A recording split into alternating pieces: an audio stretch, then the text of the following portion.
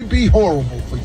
I want you to dream so big that not reaching your dreams is unacceptable. You cannot live in this world without the dream and the vision. You can live in this world without your mother, your father, your brother. You can live in this world without a wife, a husband. You can live in this world without a lot of things. But what you cannot live in this world without is dreams and visions. You will perish without those things. You have to dream of something and want something. That's what keeps pushing you forward. So if you want to overcome your fear, you do it with your dreams. Dream big, man. And dream so big that it is unthinkable that you can't have this dream come true. And here's the side note. God is in the make your dream come true business. Ain't he? He do it all the time. I'm telling you, man, God does it all the time. He makes people's dreams come true. What are you dreaming about? Explore what you're really dreaming about so you can lose your fear. You're afraid to open your business because if your business fails, you'll lose the money you saved, and you won't open your business because you might lose your job when your boss find out. Dream bigger. Dream of what opening that business could do for you. The feeling of freedom that you would have. Steve Harvey is predestined to talk like a fool. But he can only talk like that because of the level that he has only trained for money.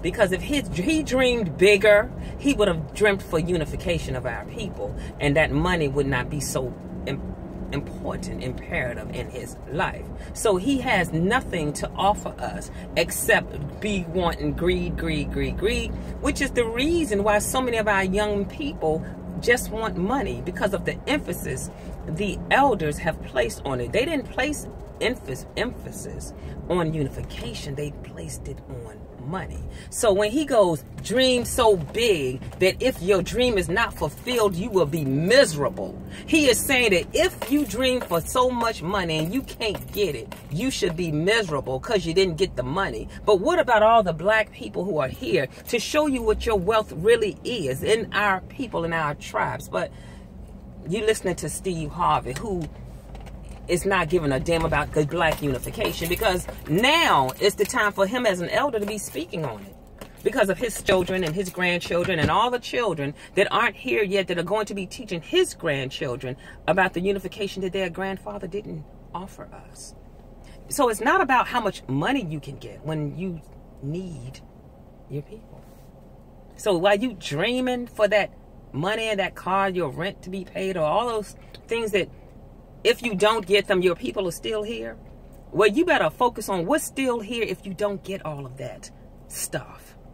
Your people. And if you didn't spend any time trying to unify your people or unify with your people, then that is why you have stress. That is why you are afraid. That is why you have to yell and scream and argue about the things, because you didn't fight for unification. You were fighting for yourself to have the only cup that was there, or the only clip that was there, or the only napkin. You were the one. You wanted that one. You didn't want to share it. You wanted it all for yourself. But I don't blame you.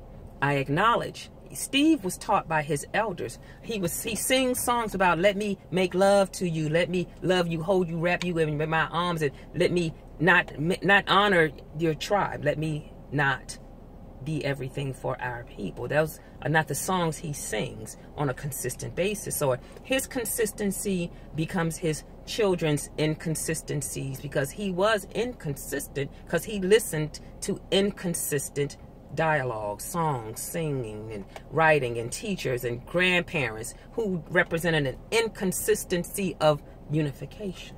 So that's my thing on that. Black people, unified. That's all you have to do.